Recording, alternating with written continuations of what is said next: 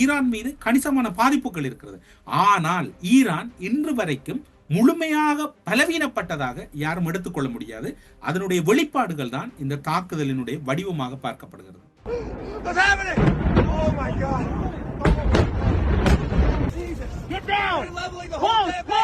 Donald ட்ரம்பை பொறுத்தவரையில் மக்கள் தொடர்பில் சிந்திக்கின்ற வகையில் அவரும் இல்லை. பெஞ்சமின் நத்தனியாகுவை பொறுத்தவரையில் அவர் எதனை பற்றி சிந்திக்கின்ற வகையிலும் அவர்கள் இல்லை. இந்த இருவரினுடைய வேலைகள் என்பது ஒட்டுமொத்த உலகமும் பஞ்சம் பட்டினியால் வாடப்போகின்ற ஒரு அவலம் தான் இந்த யுத்தத்தினுடைய முடிவாக இருக்குமா என்று தெரியவில்லை. விலைவாசி அதிகரிப்பையும் யாரும் கட்டுப்படுத்த முடியாது.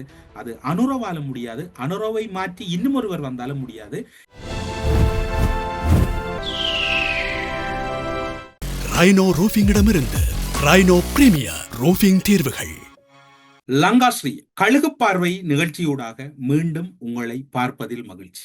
எந்த விடயம் உலகில் நடந்துவிடக் கூடாது என்று எல்லோரும் எதிர்பார்த்தோமோ அந்த விடயம் இப்போது நடந்துவிட்டது. பல விடயங்கள் எதிர்பார்ப்புகளுக்கு அப்பால் சென்று கொண்டிருக்கின்றன. குறிப்பாக சொல்ல போனால் புதன்கிழமை ஈரானில் இருக்கக்கூடிய மிக முக்கியமான எரிவாயு ஒரு சக்தி மீது அல்லது எரிவாயு வயல் மீது இஸ்ரேலினுடைய உக்கிரமான கோரத்தாண்டவம் இருந்தது. அந்த பாதிப்பு என்பது ஈரானை முழுமையாக வலுவிழக்க செய்யும். அதன் பின்னர் ஈரான் அதற்கு பழிவாங்குகின்றபடியாக அல்லது ஈரான் அதனை இட்டு நிரப்புகின்ற முறையாக ஈரானும் தன்னுடைய பாட்டுக்கு ஒரு தாக்குதலை நடத்தியது. அந்த தாக்குதலினுடைய பாதிப்புகள் உலகளவில் எப்படி இருக்க போகின்றன, அந்த தாக்குதல்களால் எப்படி இந்த உலகம் இயங்கு நிலையிலிருந்து இயங்க மறுக்கின்ற நிலைக்கு செல்ல போகின்றன என்கின்ற பல விடை தெரியாத வினாக்கள் இன்று வரைக்கும் எமது கண் முன்னாலே கொட்டி கிடக்கின்றன. ஆனாலும் கூட இதனை கடந்து செல்லக்கூடிய வாய்ப்பு இருக்கின்றதா என்று தேடி பார்த்தால் இல்லை என்றுதான் இப்போது இந்த நிமிடம் வரைக்கும் உங்களோடு பேசுகின்ற போது கிடைக்கின்ற தகவலாக இருக்கின்றது. ஆனால் அதன் பின்னர் எப்படி இயங்க போகிறது என்று யாருக்கும் தெரியாது. யுத்தம் ஆரம்பித்து 20வது நாளை கடந்து கொண்டிருக்கக்கூடிய சூழ்நிலையில் 20வது நாளாகத்தான் இந்த தாக்குதல் காலம் பார்க்கப்படுகிறது. அந்த தாக்குதலின் விளைவாக நீங்கள் பார்த்தீர்கள் என்றால் இப்போது 20வது நாளில் ஒரு ஆபத்தான செய்தி உலகுக்கு வழங்கப்பட்டிருக்கிறது. அந்த ஆபத்தான செய்தி உலகின் பிரதானமான எரிவாயு சக்திகளாக பார்க்கப்படக்கூடிய 4 நாடுகளில் இருக்கக்கூடிய மிக முக்கியமான எரிவாயு உற்பத்தி இடங்கள் தாக்கப்பட்டிருக்கின்றன. ஈரானில் இருக்கக்கூடிய எரிவாயு உற்பத்தி இடத்தை இஸ்ரேலும் ஏனைய 3 நாடுகளில் இருக்கக்கூடிய எரிவாயு உற்பத்தி இடத்தை ஈரானும் தாக்கி இருப்பதாகத்தான் இப்போது உங்களோடு பேசுகின்ற போது கிடைத்திருக்கக்கூடிய உத்தியோகபூர்வ செய்தியாக இருக்கின்றது. ஈரானின் எரிவாயு வயல்கள் உலகின் மிகவும் சக்தி வாய்ந்த வினைத்திறன் கொண்ட இயற்கை எரிவாயு மையங்களாக இயற்கை எரிவாயு வயல்களாகவே அவை இன்று உலகளவிலே பார்க்கப்படுகின்றன, பதிவு செய்யப்பட்டிருக்கின்றன. அந்த எரிவாயு வயல்களை தாக்கியதாகத்தான் ஆரம்ப கட்ட செய்தி வெளியானது. அந்த எரிவாயு வயல்கள் கிட்டத்தட்ட ஈரானினுடைய பொருளாதாரத்தை முழுமையாக செயலிழக்க செய்தாலும் அதனுடைய தாக்கம் உலகளவிலும் மிக பெரிய அளவில் இருக்கும் என்று எதிர்பார்க்கப்பட்டது. அது இப்போது நடந்துவிட்டது. ஈரானினுடைய தாக்குதலை இஸ்ரேல் நடத்தியது என்று கூறினாலும் கூட அந்த தாக்குதல் என்பது எரிவாயு வயல்கள் முழுமையாக சேதப்படுத்தப்படவில்லை. அதனுடைய பைப்லைன், அதாவது அதனுடைய வளங்கள் பகுதிகள் தான் முதல் கால்வாயில் தாக்கப்பட்டிருக்கிறது என்கின்ற தகவல் வெளியானது.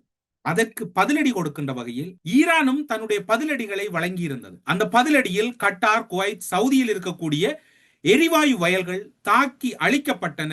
எது நடந்துவிடக் கூடாது என்று எல்லோரும் எதிர்பார்த்தோமோ அது நடந்துவிட்டது. உலகளவில் இருக்கக்கூடிய 4 நாடுகளின் எரிவாயு வயல்கள் தாக்கி அழிக்கப்பட்டிருக்கின்றன என்ற செய்திதான் இப்போது கிடைக்கப்பட்டிருக்கிறது. ஈரானிடம் இருக்கக்கூடிய இயற்கை எரிவாயு வயல் தொடர்பில் கூறுவதாயின் 51 trillion cubic metre of natural gas அங்கு உற்பத்தியாகின்றது. உலகின் இயற்கை எரிவாயு வளங்களில் மிக பிரதானமான பங்கினை இது வகிக்கின்றது. உலகை பொறுத்தவரையில் சொல்ல போனால் இந்த நேச்சுரல் கேஸ் இயற்கை எரிவாயு என்பது ஈரானிடம் இருப்பது என்பது ஒரு அதிசயமாகத்தான் பார்க்கப்படுகிறது. அது மட்டுமல்லாது இந்த இடம் நாங்கள் முன்னர் குறிப்பிட்டது போன்று முழுமையாக தாக்கி அளிக்கப்படவில்லை. அதனுடைய வளங்கள் பகுதி, அதாவது சப்ளை லைனில் இருக்கக்கூடிய முதல் கால்வாயில் இருக்கக்கூடிய பகுதிகள் தான் சேதமாக்கப்பட்டிருக்கின்றன. அந்த சேதம் என்பது கூட இந்த பிரதானமான 51% இயற்கை எரிவாயு கொண்ட வயல் மீது தாக்கப்பட்டதற்கு சமன் என்பதுதான் ஈரானினுடைய பதிலாக இருக்கின்றது. சவுதி அரேபியாவுக்கு சொந்தமான இந்த இயற்கை எரிவாயு தாக்கப்பட்டிருப்பது என்பது இன்று அனைத்து நாடுகளையும் கிட்டத்தட்ட செயலிழக்க செய்திருக்கின்றது. பல நாடுகள், குறிப்பாக ஆசிய நாடுகள் தான் இதில் பெருமளவில் பாதிக்கப்பட்டிருக்கின்றன. இன்று இதில் குறிப்பிட்ட கட்டார், சவுதி, குவைத் போன்ற நாடுகளில் தாக்குதல் இடம்பெற்றது என்பது அங்கிருந்த எரிவாயுகளை கொள்வனவு செய்யக்கூடிய ஆசிய பிராந்தியத்தில் இருக்கக்கூடிய மிக பிரதானமான நாடுகள் இன்று திணறிக் கொண்டிருக்கின்றன இந்த நடவடிக்கைகளால். அது மட்டுமல்லாது சவுதி அரேபியாவுக்கு சொந்தமான ரெட்சி கடல் பகுதியிலே இருக்கக்கூடிய எண்ணெய் குதங்களும் தாக்குதலுக்குள்ளாகி இருக்கின்றன. மிகவும் உயர் திறன் கொண்ட பாதுகாப்பு என்று கூறப்பட்டாலும் கூட அமெரிக்காவினுடைய வான் பாதுகாப்பு சாதனங்கள் கூட இங்கு செயலிழந்து விட்டதா அல்லது இயங்க மறுத்து விட்டதா என்கின்ற சந்தேகம் அரபு மத்திய கிழக்கு நாடுகளிடம் இருக்கின்றது. கட்டாரை பொறுத்தவரையில் கட்டார் இன்று கதிகலங்கி நிற்கின்றது. கட்டாரிடம் இருக்கக்கூடிய எரிவாயு மையம் என்பது அழிக்கப்பட்டிருக்கின்றது. முழுமையாக அது அழிக்கப்பட்டதாகத்தான் அவர்கள் கூறுகிறார்கள். எரிவாயு மையத்தின் மீது சாதாரணமான தாக்குதல் அல்லது இயற்கையான தாக்குதலுக்கு அப்பால் செயற்கையாக இடம்பெற்றால் கூட அது முழுமையாக செயலிழந்ததாகத்தான் அதனுடைய அர்த்தம் என்றுதான் நிபுணர்கள் கூறுகிறார்கள். அந்த வகையில் 400 பில்லியன் டாலர்கள் பெறுமதியான எரிவாயு நிலையம்தான் இப்போது தாக்கப்பட்டிருக்கின்றது கட்டாரிடம் இருக்கக்கூடிய. இது கிட்டத்தட்ட அதனை கட்டமைப்பதற்கு மட்டும் 3 தொடக்கம் 4 வருடங்கள் தேவைப்படுகிறதாம். அது மட்டுமல்லாது அதனை முழுமையாக உருவகித்தெடுப்பதற்கு 10 வருடங்கள் தேவைப்படுகிறது. இவ்வாறான வகையில் கட்டாரிடம் இருந்த மிகவும் சக்தி வாய்ந்த எரிவாயு மையம் ஒன்று இன்று தகர்க்கப்பட்டிருக்கிறது. இந்த தகர்க்கப்பட்டதனால் கட்டார் திக்குமுக்காடி நிற்கின்றது.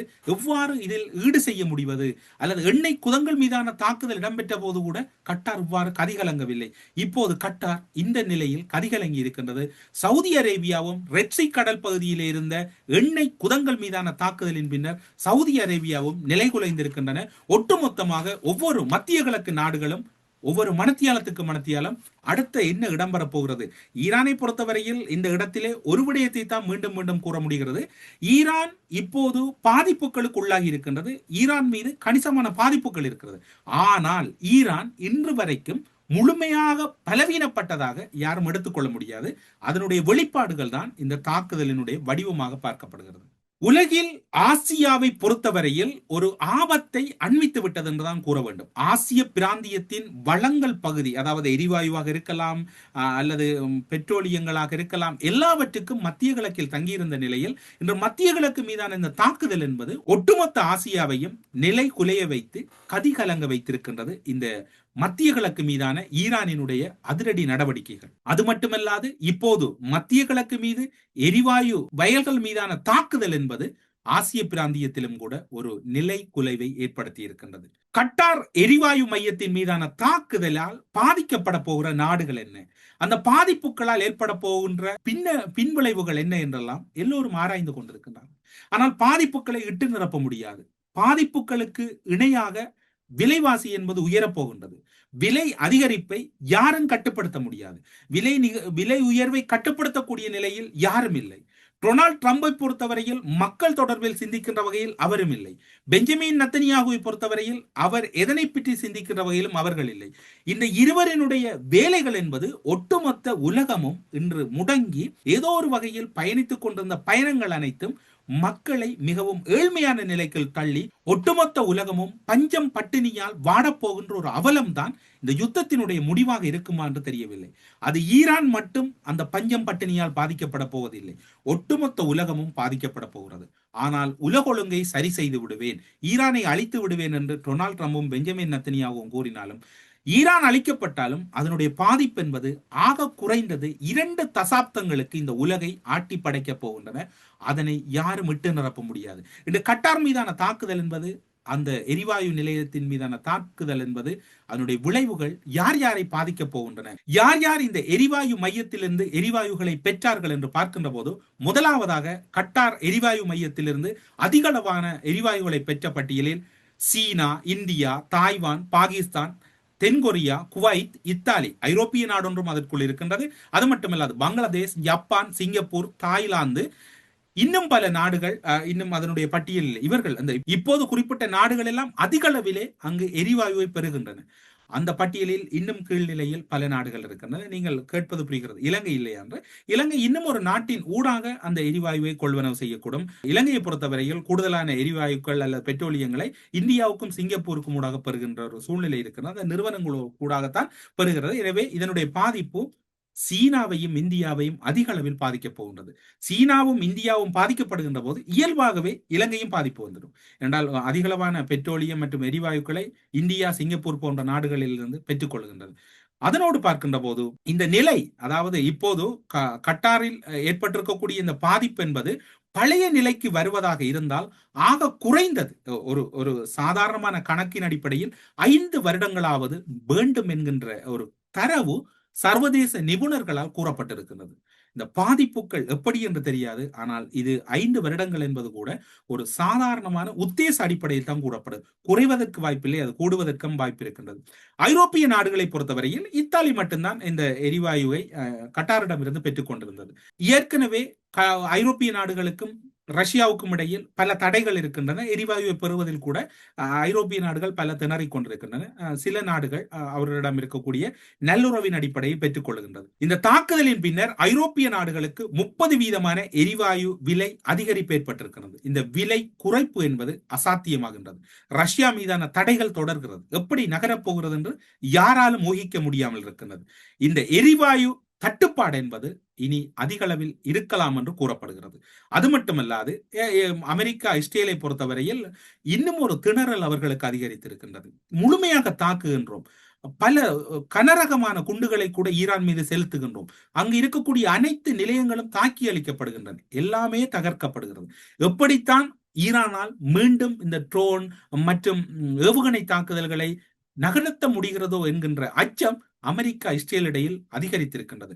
ராணுவம் முழுமையாக நிர்மூலமாக்கப்பட்டு விட்டது, ராணுவ கட்டமைப்புகள் சிதைக்கப்பட்டது என்று கூறினாலும் கூட ராணுவ கட்டமைப்புகளில் இருந்து நடத்தப்படக்கூடிய தாக்குதல் என்பது இப்போது இவர்களை இன்னும் அவர்கள் மத்தியிலே அதிகரித்த அச்சத்தை ஏற்படுத்தி இருக்கின்றது. இந்த தாக்குதலின் பின்னர் எவ்வாறான சூழ்நிலை இடம்பெறும் என்று அவர்களால் கணிக்க முடியாமல் இருக்கின்றது. இந்த தரவிலே பார்த்தீர்கள் என்றால் தாக்குதலுடைய வேகம் என்பது குறைந்தபாடில்லை, ஆனால் குறைத்திருக்கிறார்கள். தொடர்ந்து தாக்குதல் இடம்பெறுகிறது. மத்திய கிழக்கில் இருக்கக்கூடிய 3 பிரதானமான நாடுகளின் எரிவாயு வயல்கள் மீது தாக்குதல் நடத்துவதற்கு ஈரானால் இன்று வரையும் சக்தி இருக்கிறது. குறிப்பாக கட்டார், சவுதி, குவைத் மீது துல்லியமான தாக்குதல் நடத்தி இருக்கிறார்கள் என்றால் அவர்களுடைய வான்காப்பு சாதனங்கள் கூட பெரிய அளவில் இயங்க மறுத்திருக்கிறது என்கின்ற அச்சம் அமெரிக்காவிடமும் இஸ்ரேலிடமும் வந்திருக்கின்றது. யுத்தம் கைமீறி சென்று விட்டது என்று தொடர்ச்சியாக கழுகாருடைய பார்வையிலே உங்களுக்கு கூறுகிறோம்.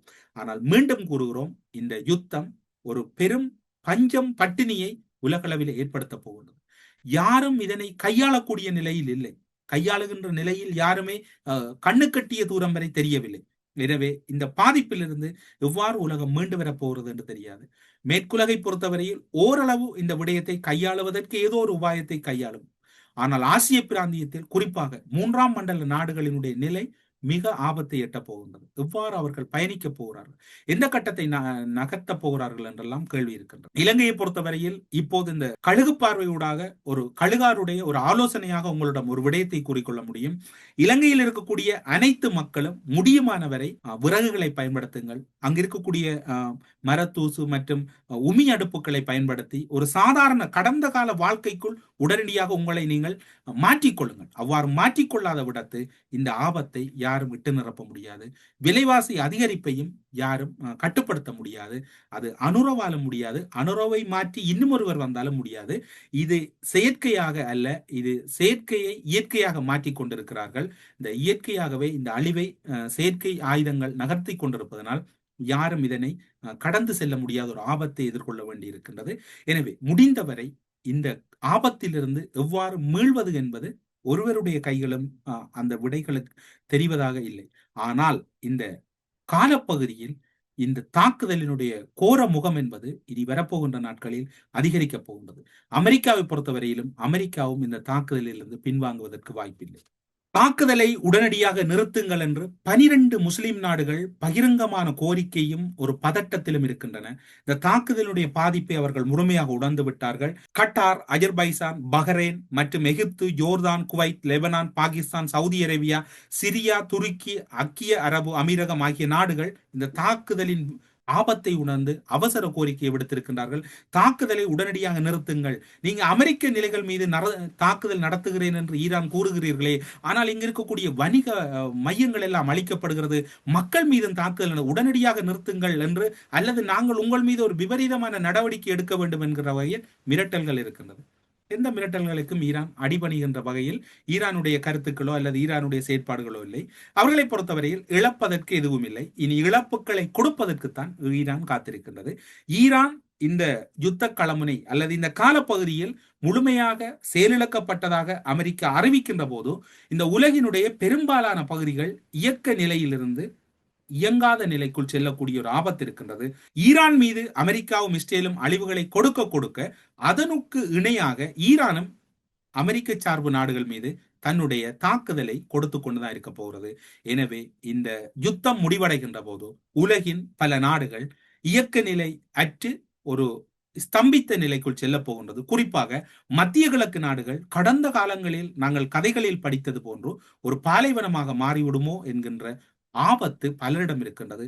அவ்வாறு அது பாலைவனமாக மாறுகின்ற போது பல மக்களினுடைய வாழ்வாதாரம் பாதிக்கப்பட போகின்றது. அதனால் பல குடும்பங்களில் எதிர்காலம் கேள்விக்குள்ளாக போகிறது. எது நடக்குமோ தெரியாது, யாரிடமும் முறையிட முடியாது. ஐக்கிய நாடுகள் சபை இல்லை, எந்த ஒரு சபையும் இல்லை, மனித உரிமைகள் அமைப்புகள் இல்லை. அனைத்துமே இன்று ஒற்றை மனிதரின் கைகளில் கையாளப்படுகிறது. அவர்தான் டொனால்ட் ட்ரம்ப்.